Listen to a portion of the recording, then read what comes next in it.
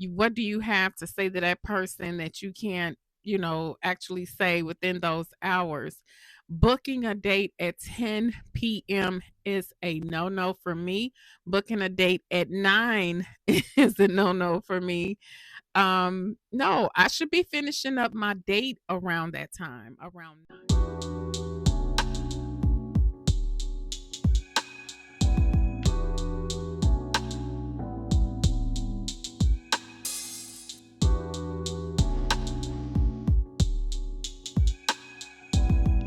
Great day, everyone, and welcome to the Relationship Exchange.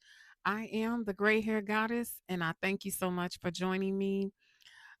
We are the Relationship Exchange. It's not just one way, it's an exchange. And today, people, I am talking about the top 5 things I don't do on a first date. So I am so happy to be back. I have been out for a little bit. Things coming up on the channel. I do want to say thank you so much to my subscribers. I appreciate you being here. That's number one in my life right now, that the subscribers are still here and they are still willing to hear me out. Thank you so much. I appreciate you. But right now, the top 5 things I don't do on a first date. So let's hop into it. The first one would be I don't plan the date.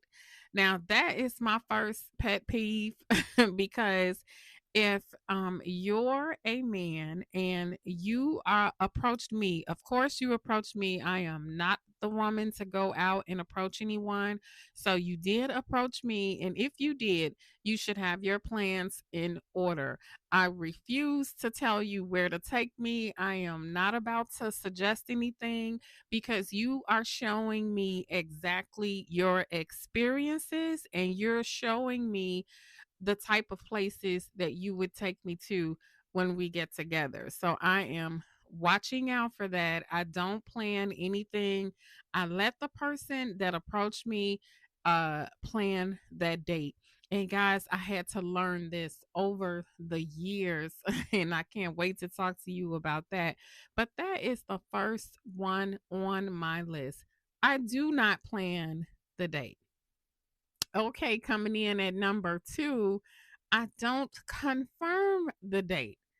Now, the reason I put this here about confirmation, I refuse to confirm the date because if you made it and if you're interested in me, you will definitely contact me and say, hey, are we still on for that day? Or hey, I can't make it. Or hey, ding on the man's respectability, how much he respects you. You can tell how much the respect is there, not confirming the date.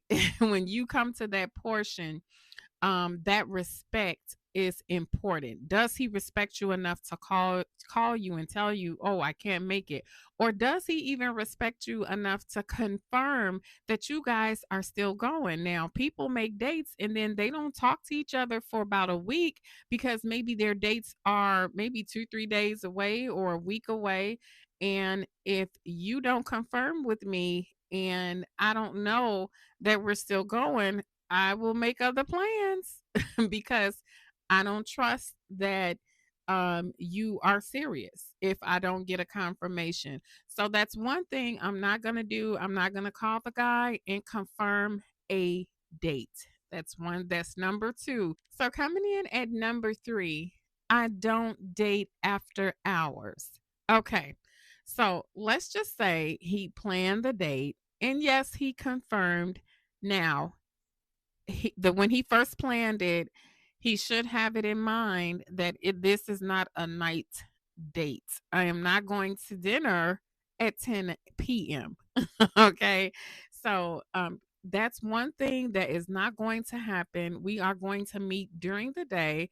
So I can definitely see who I'm talking to, what's going on with you, how you do things. Anybody that wants to schedule a date after, I would say definitely after 6 o'clock, because I feel like if you have reservations for like 7, you can wrap it up, around 9, 8 or 9, because what do you have to say to that person that you can't, actually say within those hours? Booking a date at 10 p.m. is a no-no for me.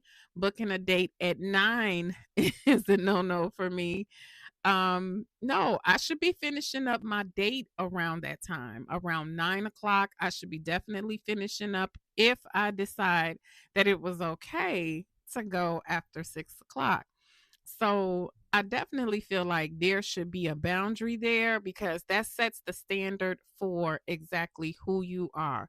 So if that person books your date late and those are his intentions, that you are to meet up all the time late, this is setting the standard. They know what they want when they first walk up to you, when they first and get in contact with you. They know how they want to run things. So when somebody is scheduling a date after hours, you are that after hours person from then on. Okay.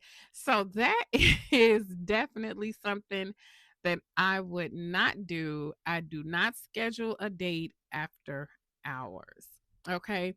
So then we have, I think we're on number 4. So, number 4, I do not pay for dates.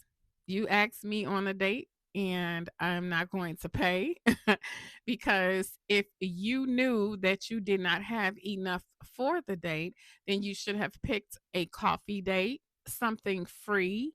If you just wanted to get to know, if you just wanted to have a light meeting, which I call talk a few minutes or what have you, and then you guys both part your ways.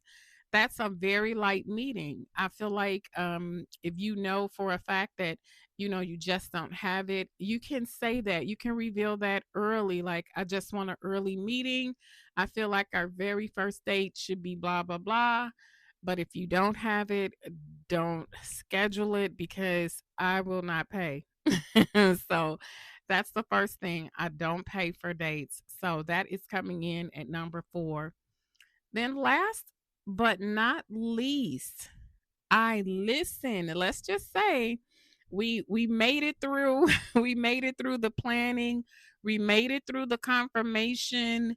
We made it through agreeing that they'll pay. We made it through all those things, and we made it through the after hours thing. The last thing, if you finally make it to the date, is to listen. I listen on the date. What am I listening for? I am actually listening for things that will turn me off. I'm listening for things that are red flags. I am listening for things that I feel I will not be comfortable with, and that things that I need to contemplate on, as to say, hey, you are enjoyed our time together, but you are not a good fit. If you are not listening to those red flags, if you are not listening in on your date and you're doing all the talking, ladies, this is a time to shut your mouth and not talk and let him talk. If that person does not talk as much as you, that's a red flag. That's a red flag because he refuses to reveal anything. He could be hiding some of anything. So that red flag is definitely up. I feel like he should be asking you all the questions. You shouldn't be asking too many questions. You should be listening because this is someone you're bringing into your life, and this is someone you want to make a choice on. So I listen on the date. I do not talk too much. I want to identify my red flags. I want to keep my standards. I do not talk a lot on a first date. Okay. So that is my top 5. My top 5 that I what I do on dates and what I don't do. Okay. So if you like those top 5s, please leave it in the comments. Leave your top five. If let me tell y'all, if y'all got top five things that y'all do, please leave that in the comments because I can use it.